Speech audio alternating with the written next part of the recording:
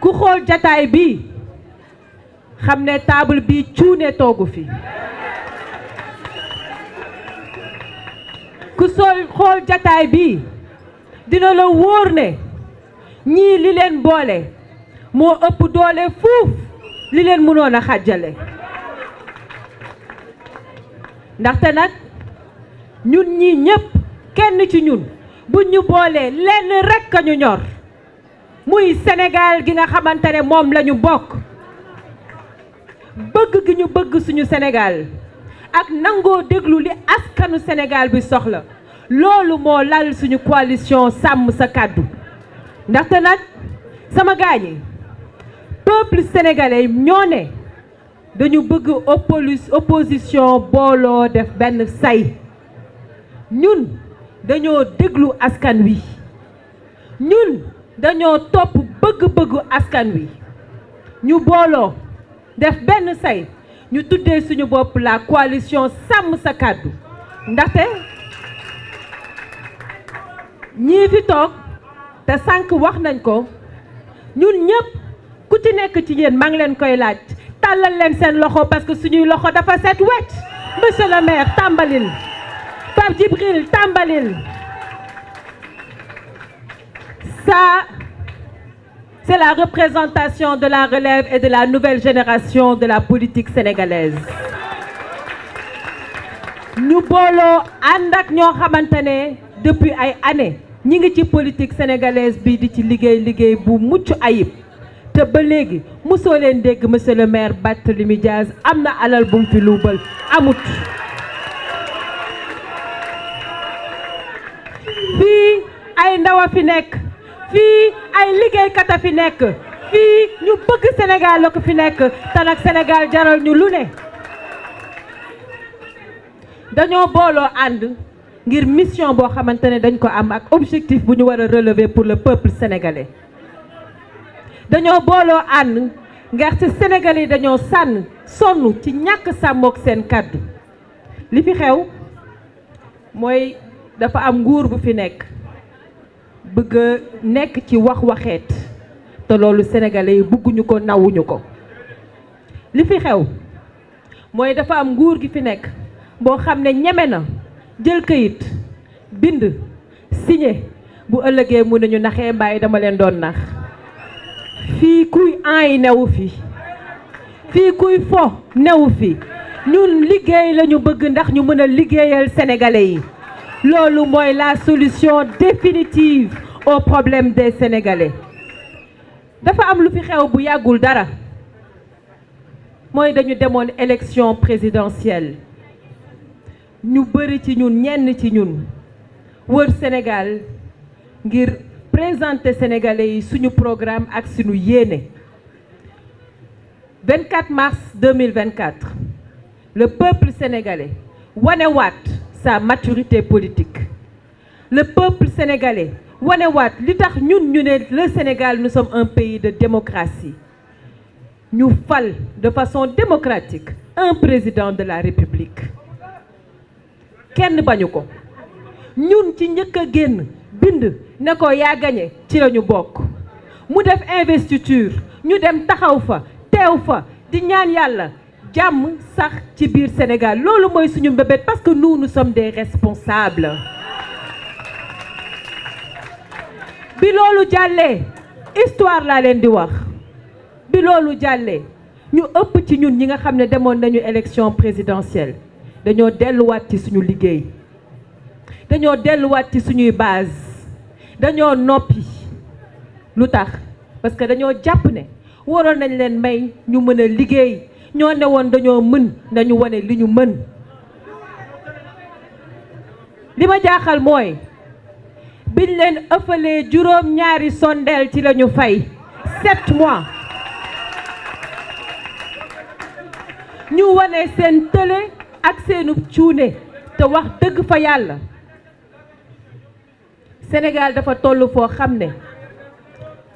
mënatuñu supporter autant de souffrance et autant de peine et autant de douleur ñu bëgg dafa am lu ñu xeexoon ba am ko moom mooy jële fi la politique politicienne ak certaines pratiques politiques ñi nga xam ne jël nañu en otage le peuple sénégalais ndaxte dañoo def ñetti at moo xam ne réew mi waxuñu leneen lu dul waxu politique ñu amoon yaakaar ne bu rupture bi nga xam ne moom lañ doon xeex amee ñu amoon yaakaar ne bu relève bi xewee Sénégal dina teguwaat ci yoonu liggéey wante yaakaar tas na.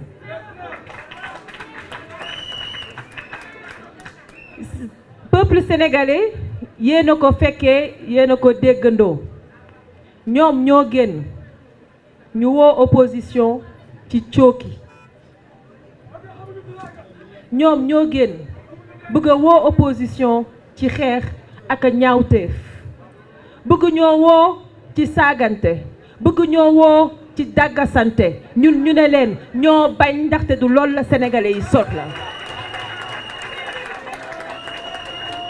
ñun nag ak ñoo mën a cooki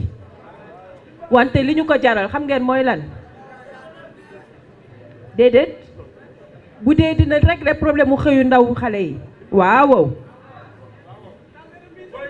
bu dee dina tax tere xale yii di jël géej gi mu jaral leen ñàkk seen bakkan di dem bitim réew ñu toog ci réew mi waaw loolu mën nañ cee wax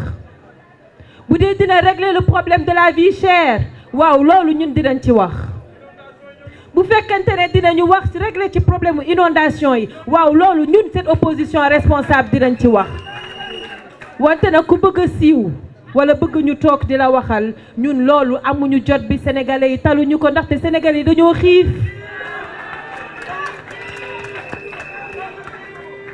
amoon yaakaar ci benn projet mais ku xamul sa ngoon ku xamul sa ëllëg buñ la waxee vision 2050 foo jëm balaa nga naan naam ne fa balaa nga naan naam ne fa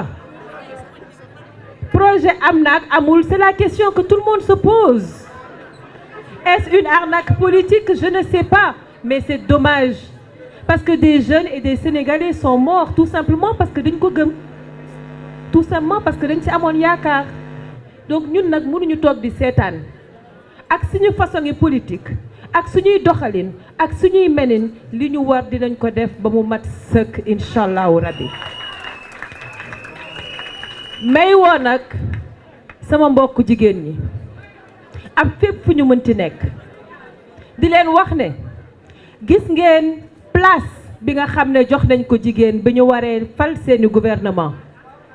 gis ngeen place bi nga xam ne jox nañ ko jigéen ñi bi ñuy nommer seeni direction muy place bu néew lool soxna yi ku ndóobin rey sa mbaam boo gisee lu ñuul na nga daw rendez-vous bii suñu rendez-vous la parce que nee nañu ku falu fii ci Sénégal jigéen na la fal bëggatuñu ku ñu xottil ay nuróole bëggatuñu ku ñu joxi musóor bëggatuñu ku ñuy woo ci mobilisation assemblée nationale bi donte parité am na ñun jigéen ñi dinañ ci saf saf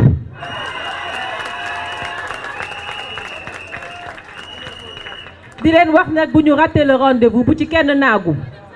17 novembre dinañu battre campagne te dañu ko war a liggéey koñ ak gox koñ ak koñ gox ak gox bu ci kenn tàyyi bu ci kenn nelaw ndaxte c'est l'avenir du peuple sénégalais qui est en jeu c'est l'avenir de la jeunesse sénégalaise qui est en jeu c'est l'avenir des femmes sénégalaises qui est en jeu et c'est le destin de notre nation qui est en jeu et nous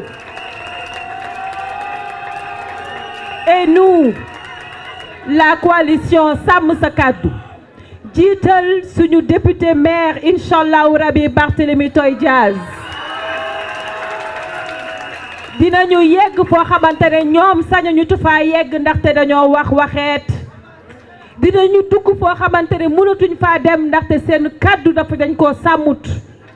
on sera proche du peuple et des Sénégalais et nous on vous dira la vérité te ñun dañoo sàmm suñu kàddu benn carte lekk ci am ndaxte sa carte mooy sa kàddu